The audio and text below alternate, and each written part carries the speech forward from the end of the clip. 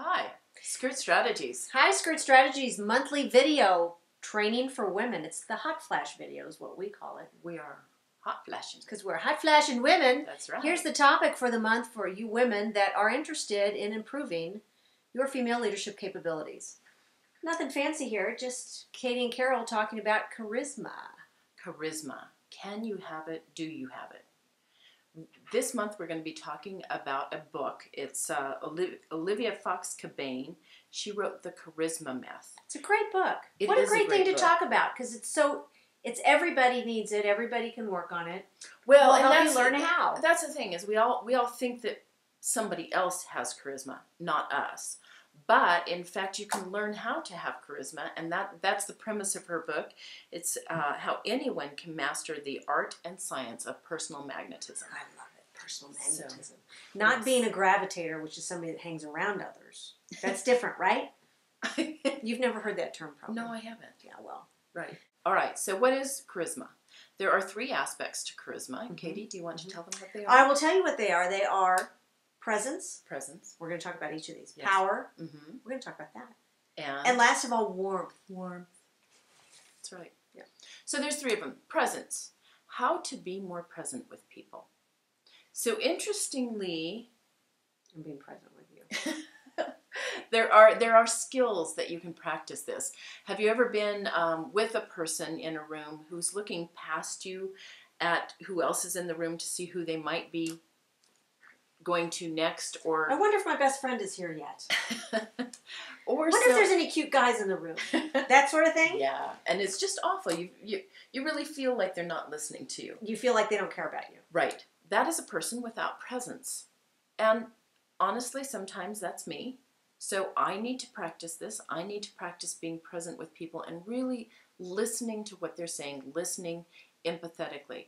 One of the exercises that Olivia Fox Cabane talks about in her book is being more present in your body. So feeling yourself in your body and, feeling your butt in your chair, feeling your I'll groundedness. practice while you talk about it. I'll practice. Feeling yourself grounded.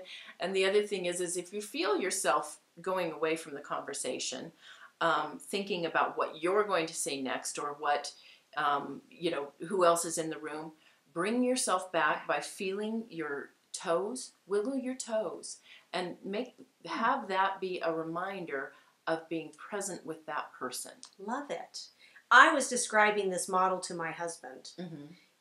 Even as I was talking about it, I noticed that he became more present. Isn't that nice? It is. Because once you start thinking how closely tied being present is to being charismatic, you automatically start paying more attention to it. You automatically start thinking, well, of course I want to be more present. Mm-hmm. Why don't I pay more attention to that? So a lot of charismatic people, that is the thing that makes them charismatic, is they will spend the time with you. After you get done with them, you feel like you've been the only their best in the friend. Room. Yeah. So that's how a lot of politicians do it as well. So let's go on to the second aspect, which is power. Power can be very complex, especially with women. Yes. Say something about power.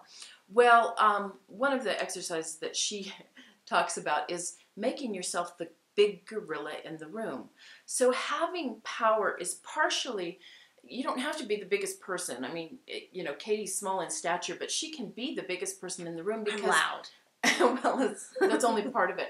It's really feeling your power in the room and introducing yourself and feeling good about it. One of the things, and I can't remember if it was in this book or another book I was reading at around the same time, they were talking about going in, if you're about to go into a meeting where you need to show yourself and show your power, go into the bathroom first.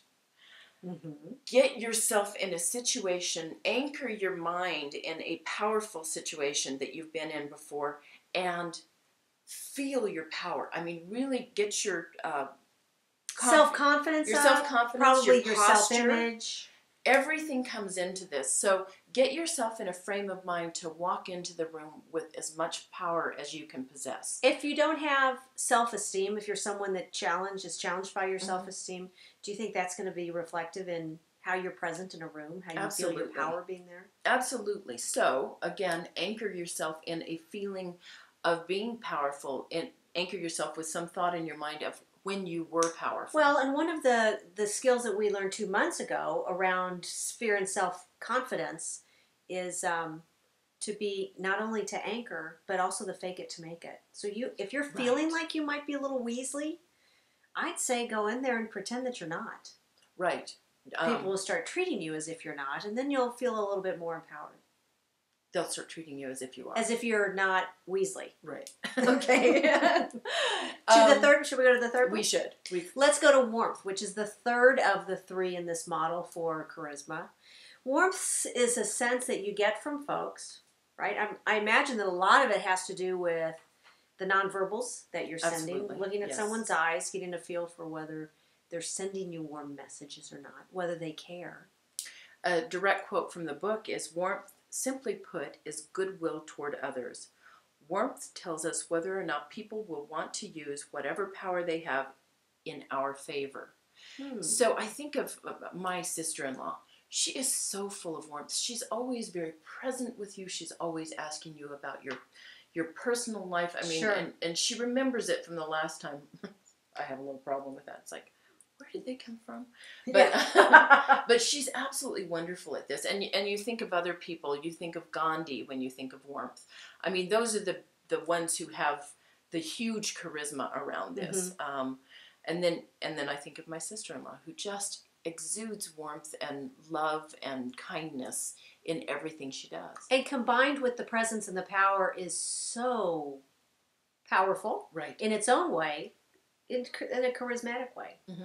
Because at the heart of it, a charismatic person, which we all like to be, a charismatic person is someone not only that is liked, but also has influence on others. And wouldn't we all like to have that? I mean, isn't that, we want to be able to make a difference in the world. When we're talking about leadership, which is what this is all under the banner of, leadership is having to influence others to do things. Right. And if you're charismatic, it can make a difference in your life. Okay, let's leave it at that. So, yes, let's do. This month, subscribed members, who are our pack of faithful followers, will be getting an assignment each week, as you know you do in the Monday Morning Detox, a small, brief podcast, only about 4 or 5 minutes, along with a 1-page worksheet assignment. They pay $8 a month. Nothing less than a latte. Because they love to be held accountable, and they love to be a part of our movement to help women become better leaders globally. Not just in your backyard, but globally. That's right. We had a sign up the other day from a woman in Nairobi. I love it. Fabulous. Love it. Yeah. We are the world. We are the children. And that's it for this month. We'll have more next month. Follow us all through the month of blogs and things. Oh, and don't forget our podcast, which we will be doing momentarily. We'll be podcasting from these studios We'll actually right use here. These things. Yeah, we do. These props. Have a good one. Thank you.